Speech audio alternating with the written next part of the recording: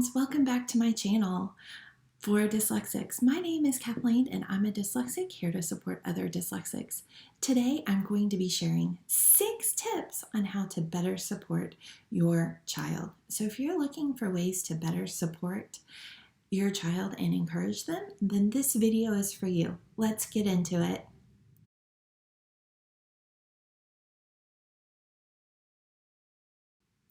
Today I am sharing 6 of my best parenting support tips, and they're not what you think.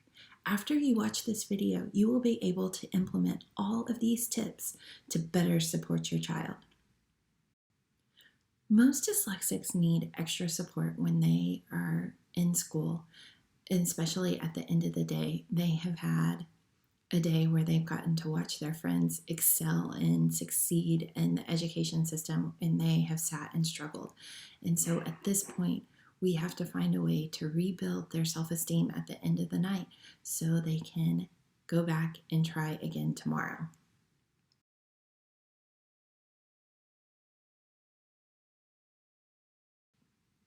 What does this mean? It means that supports change over time, and every dyslexic needs different supports. So we are here to figure out what supports work best for your child. These are things my parents put in place for me. These are things I've put in place for my daughter. And I know some of these are probably things you're already doing, but let's remember, when a dyslexic goes to school, it is very hard. It's a very long day for them. They spend all day struggling to read, write, learn math.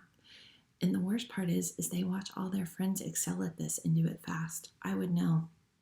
By the end of the day, I'm exhausted and frustrated because I've watched everybody else. It's come so easily to them, and I'm still not understanding and trying to figure it out. So I understand where your kids are coming from.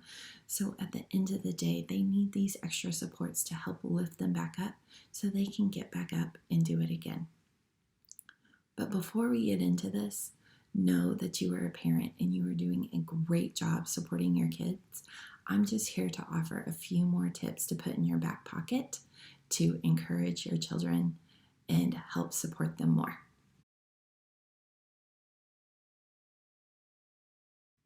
Tip number 1 is be supportive and offer constant feedback. The day's been long and hard with learning how to read, write, and do math. With offering constant praise for any little thing they get right helps rebuild their self-esteem that has been torn down throughout the day.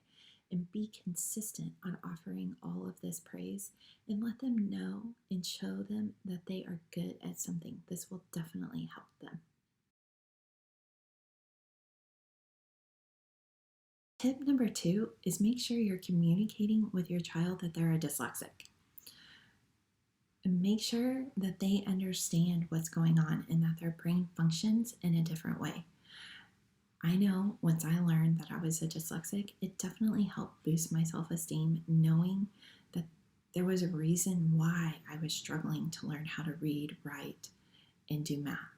And it became a little bit easier, but also make sure that when you are communicating that it is hard for them to do certain things, that there are also advantages to being a dyslexic. And these are things I just recently learned, and it has definitely helped boost my self-esteem. So some of the advantages of being a dyslexic are out-of-the-box thinker. They're going to come up with answers to comprehension questions that nobody else is. They're going to blow their friends away with ways they come up with to relate to the text. They're observant, which could be a bad thing because they're observing all of their classmates excel and do well in learning how to read, write, and do math where they're not. But they are observing, and this being observant comes into play later because you can observe other things and help make process improvement easier when it comes to getting a job. So it definitely helps there. And that you're very empathetic. You can relate to people better than anybody else. So make sure you're communicating not only the cons, but the pros of dyslexia and help build up their self-esteem.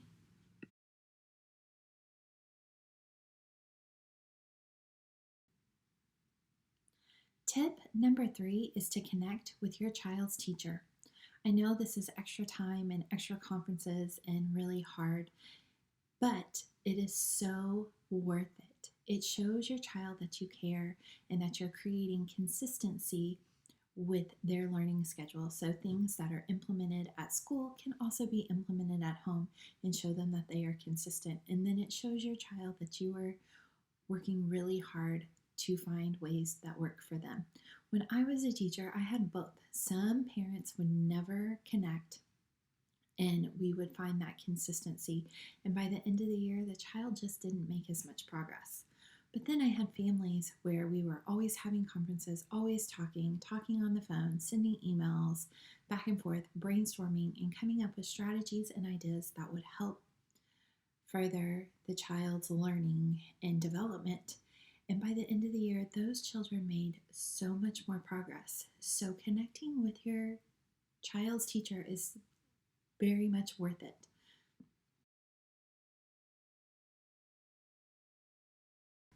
Tip number 4 is make learning fun. They have struggled all day at school to learn to read, write, and do math.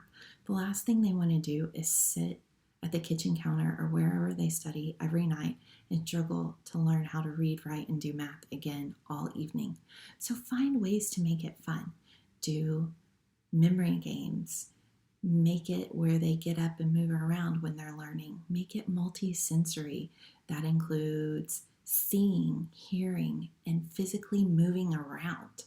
Help them because this makes learning more fun and easier for them when they're doing it through multi-sensory. Also incorporate games. Try to turn their homework into some type of game. If this includes bringing out a board game and they roll in whatever number they roll and move around to, they answer that math question with that number, or you put the problems on the board game and as they get to that space, then they answer that question. Any type of things to help make it more fun and different than what they just sat through all day at school will help boost their self-esteem. Tip number 5 is to take care of yourself. I know this one contradicts the other tips, but you cannot take care of anybody else if you're not taking care of yourself. When you are so drained and tired, nothing works. So make sure that you're also taking care of yourself as you're supporting your dyslexic child.